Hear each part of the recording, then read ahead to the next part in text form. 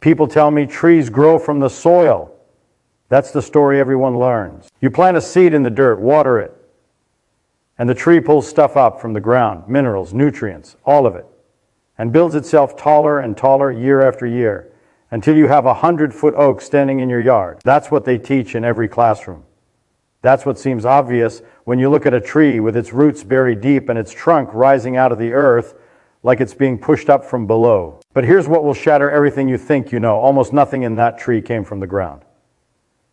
A tree that weighs 100 tons, the trunk, the branches, the leaves, every cell of it is made almost entirely out of thin air, literally, out of gas, out of carbon dioxide. The stuff you breathe out, the stuff your car exhales, the stuff we're worried is choking the atmosphere. A tree eats air and turns it into wood. And if you don't understand this, really understand it, not just say the words, you're not understanding trees at all. You're memorizing a wrong picture that your brain built when you were 5 years old and nobody ever corrected. Let me show you how this actually works. And I mean actually not the soft, hand-wavy version that makes you nod and feel like you understood something when you didn't. I want you to walk away from this genuinely amazed, because the truth is so much stranger and more beautiful than the lie we got handed. So let's start with the lie. Not because I enjoy being harsh about it, but because you need to feel the wrongness of the old picture in your gut before the right picture can settle in. When you look at a big tree, let's say a redwood, one of those ancient Californian giants that's been alive for 1,000 years, your brain does something automatic. It sees an enormous solid object rising out of the ground, and it says that stuff must have come from down there, from below. The tree is big. The hole in the ground left by a fallen tree is deep and wide. So obviously the tree sucked material up from the soil and converted it into trunk, into bark, into branches. This is what your intuition tells you. This is what feels right. And it's not completely wrong. Trees do take things from the soil. They pull up water, absolutely, enormous amounts of it. Hundreds of gallons a day for a large tree. And they pull up minerals dissolved in that water, nitrogen, phosphorus, potassium, calcium, magnesium, trace amounts of iron and manganese, and a dozen other elements. These things matter. A tree without nitrogen can't make proteins. A tree without phosphorus can't manage its energy chemistry. The minerals are real and necessary. But here's where people get confused. Necessary is not the same as massive. You need iron to live. Your blood is full of it, but you are not made of iron. You are not mostly iron. Iron is maybe 0.6% of your body weight. It's essential and it's tiny. The same logic applies to trees. The minerals from the soil are essential. They are also a rounding error when it comes to the actual mass of the tree. The confusion runs deep because the soil looks so substantial. It looks like building material. When a carpenter builds a house, the bricks and the timber and the concrete come from somewhere solid, somewhere heavy, somewhere you can see and touch. So when your brain watches a tree build itself, it naturally reaches for the most substantial looking stuff nearby, and that's the ground. Surely the tree is mining the earth. Surely that's where all that solid wood comes from. The textbooks don't always help. They talk about photosynthesis, sure. They say the tree uses sunlight and carbon dioxide and water to make sugar, but then they immediately pivot to talking about nutrients and soil health and mineral uptake. And the reader walks away with the impression that the soil is the main supplier and the air is just a helper, a minor ingredient, when in reality the air is the lumber yard. The air is where the wood comes from. The soil is more like the vitamin cabinet. Here's how I want you to think about it. You are going to do a thought experiment with me, and you have to actually do it. Actually hold the image in your mind, not just watch me describe it. Imagine you are Jan Baptist van Helmont. It's the early Mound S. You are a Flemish scientist, and you are bothered by this question that nobody has really tested. Where does the stuff in a tree come from? You don't have modern chemistry. You don't have electron microscopes. You have a pot and a scale and a lot of patience. So you do this. You take a willow shoot, a small branch with some roots, and you weigh it. It weighs 5 pounds. You fill a large pot with soil, dry the soil completely, and weigh it. 200 pounds of dry soil. You plant the willow in the soil. You water it only with rainwater, carefully, so nothing extra goes in. You cover the pot to prevent dust from settling in. You wait 5 years. 5 years later, you dig the whole thing up. You dry out the soil completely again, every last bit of it, and you weigh it. 200 pounds minus about 2 ounces. The soil lost 2 ounces. Meanwhile, the willow tree that was a 5-pound cutting is now a tree weighing 169 pounds. So, 169 pounds of tree. 2 ounces came from the soil. Where did the rest come from? Van Helmont concluded it must have come from the water, which was a reasonable guess. He was in the Maas Eenhennets. He didn't know about the composition of air. He didn't know that carbon dioxide was a thing. Water was the only other input he could see, and he was right that the soil didn't supply the mass. He just aimed at the wrong, invisible ingredient. The water hypothesis held up for a while. Then, in the 770s and 780s, a group of scientists started pulling apart the air. Joseph Priestley discovered that plants somehow restore air that has been made unbreathable by burning or by animals. Antoine Lavoisier named oxygen and started understanding combustion. Jan Ingenhousz, a Dutch physician working in England, did a beautiful experiment where he put aquatic plants in jars of water, put them in sunlight, and watched bubbles form on the leaves. He put other plants in the dark, no bubbles.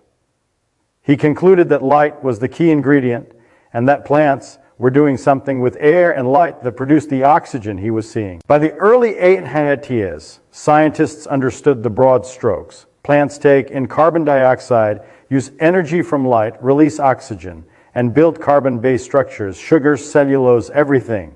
The air was the source, not the soil. But let's really get into the physics of this, because the words take in carbon dioxide and build sugars can slide right past you if you're not careful. Let me make it concrete. A molecule of carbon dioxide is one carbon atom bonded to 2 oxygen atoms. It's a gas. It floats around in the atmosphere at roughly 400 parts per million right now.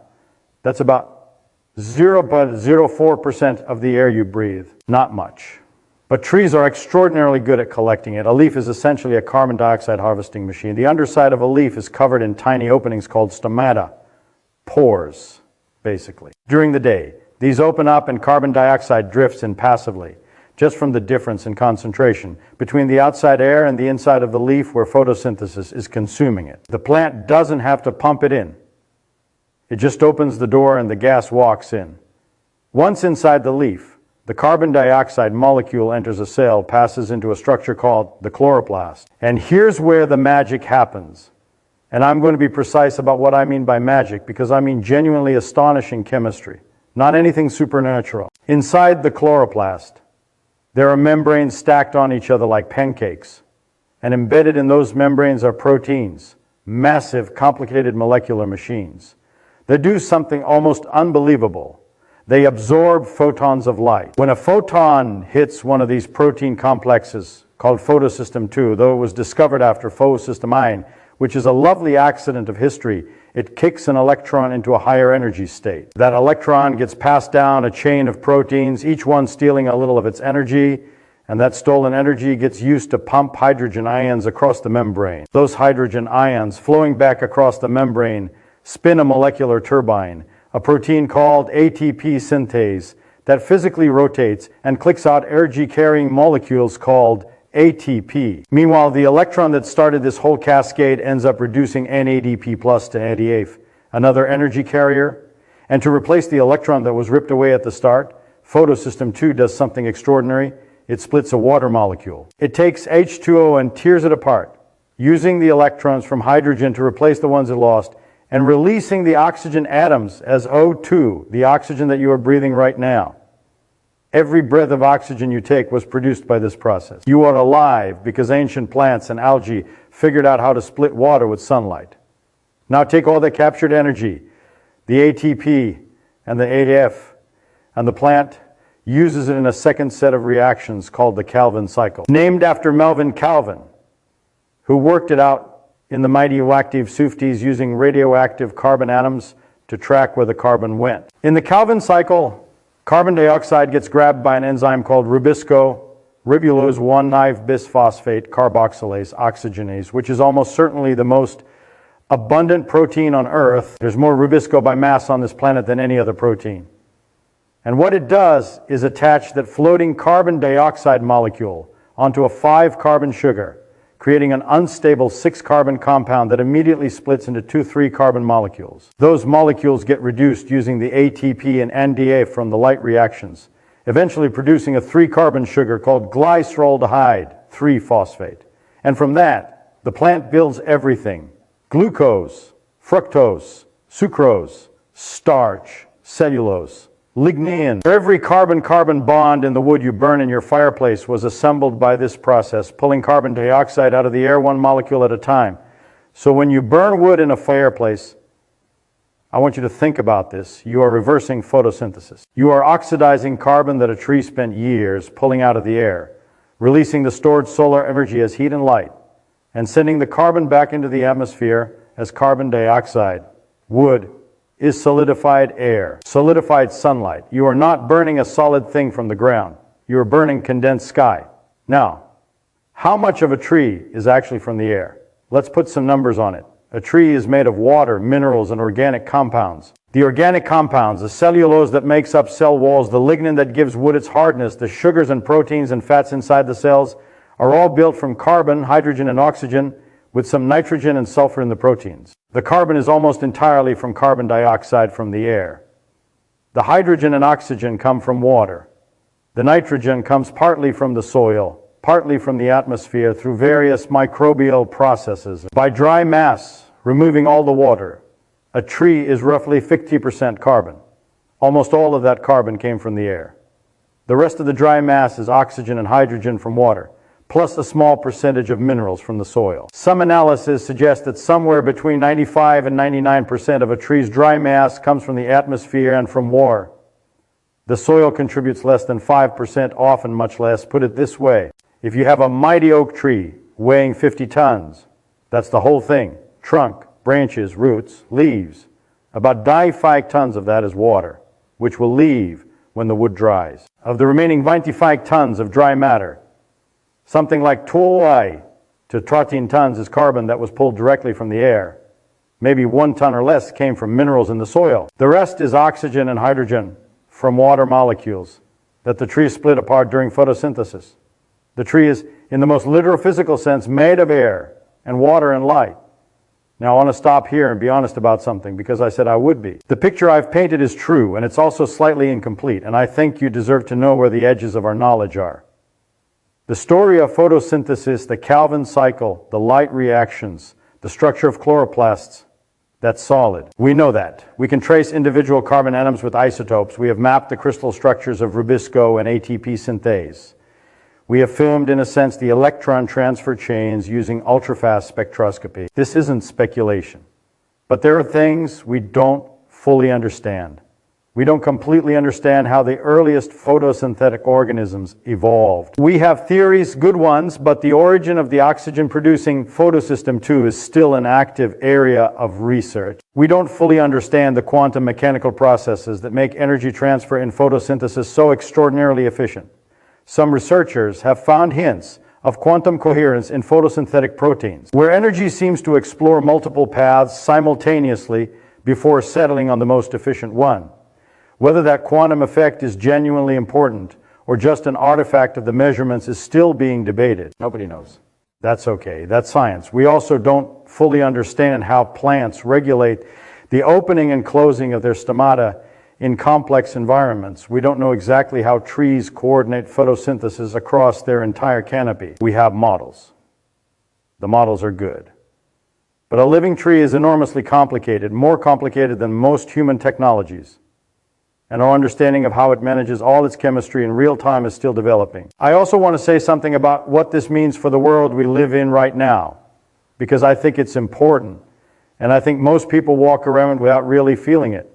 We are putting carbon dioxide into the atmosphere at an accelerating rate. We are burning wood, coal, oil, and natural gas, all of which are stored carbon, all of which were built from ancient photosynthesis, and we are releasing that carbon into the air. At the same time, we are cutting down forests. And when you cut down a forest, you are not just removing trees. You are releasing the air that those trees had pulled down over decades or centuries, releasing it back into the atmosphere. And you are removing the living machinery that would have continued pulling carbon out of the sky. A standing forest is a carbon capture device of extraordinary scale and elegance. A single mature tree may absorb 20 to 48 pounds of carbon dioxide per year, depending on the species and conditions. A hectare of temperate forest can sequester several tons of carbon per year, and these systems run on sunlight. They repair themselves. They have been doing this for hundreds of millions of years. When people talk about planting trees to address climate change, they're not being naively optimistic. They're pointing to a real chemical process. Trees are machines that pull carbon dioxide out of the air and store it as solid wood. The limitation is time and scale. We'd need to plant and protect enormous areas of forest for decades to make a significant dent, and a young tree absorbs far less than a mature one. But the chemistry is real and it works. There's also something philosophically strange here that I want you to sit with. A tree is made of something invisible. The trunk you can wrap your arms around, the wood you can drive a nail through, the branch that can hold a child's swing. All of that solidity came from something you can't see, can't smell at these concentrations, can't weigh in your hand. Carbon dioxide is a gas. It is lighter than it sounds. And out of that invisible substance, light and time and chemistry have assembled one of the most solid and beautiful structures on Earth. I find that astonishing. Not in a mystical way. I'm not interested in mystical interpretations, and neither should you be, because mystical interpretations close off inquiry, and the truth is far more interesting than any mysticism. But in the sense that nature doesn't care about our intuition. Nature doesn't organize itself according to what seems reasonable to a primate that evolved to throw rocks and recognize faces. Nature does what the physics allows, and sometimes what the physics allows is that a gas powered by starlight builds a tree. Richard Feynman, whose name I'm borrowing for the spirit of this conversation, used to talk about how knowing the science of something didn't diminish its beauty. It added to it. He talked about a flower. A poet sees beauty in the flower, but a scientist sees the beauty of the flower and also the beauty of the cells, the chemical dance inside them. The fact that insects can see colors in the ultraviolet that we can't see, the fact that the whole thing evolved over millions of years. More beauty, not less. More wonder, not less. I think trees are like that. If you look at a tree and you know what's actually happening, that this enormous solid object is made of captured air, that right now. In every leaf, molecular machines are spinning and pulling carbon dioxide out of the atmosphere and assembling it atom by atom into cellulose and lignin, powered by the same nuclear fusion happening 93 million miles away in the sun. If you know that. The tree is more beautiful, not less. So let me tell you what we know as clearly as I can. Trees grow from the air. Approximately 95% or more of the dry mass of a tree came from carbon dioxide in the atmosphere, processed through photosynthesis. The soil provides water, critically important. And minerals also critically important, but these are not the building material. They are more like the tools and the vitamins. The building material is the sky. Photosynthesis is the mechanism. Light-absorbing proteins and chloroplasts capture photons and use that energy to split water molecules and drive a chemical cycle that converts carbon dioxide into sugars. Those sugars become the basis for every carbon-containing molecule in the plant. This process has been running for roughly 2.7 billion years, since early cyanobacteria figured out the trick of oxygen-producing photosynthesis. The oxygen in Earth's atmosphere, the oxygen you are breathing right now, is a byproduct of this ancient chemistry. We live in a world that was transformed by photosynthesis, and we are still being sustained by it every moment. What we don't know fully is everything about how this machinery works at the quantum level, how it originated, and how trees and forests will respond over the long term to the changes we are making in the atmosphere. These are active questions. Good scientists are working on them. The answers, when they come, will be weirder and more interesting than anything I can speculate about today. And here is where I want to leave you. Not with certainty, not with a tidy summary, but with the image of a tree, whatever tree you can picture, whatever tree is nearest to you, and the knowledge that it is made of the same carbon dioxide you just exhaled. That every molecule of wood in it was once floating invisible in the air. That it was assembled by chemistry we understand pretty well. And quantum mechanics we're still figuring out, powered by a star 93 million miles away, over years and decades that dwarf the span of any human project. The ground didn't build the tree. The sky did. Go look at a tree and feel that, just for a moment. Nature doesn't care about our intuition. And that's the most wonderful thing about it.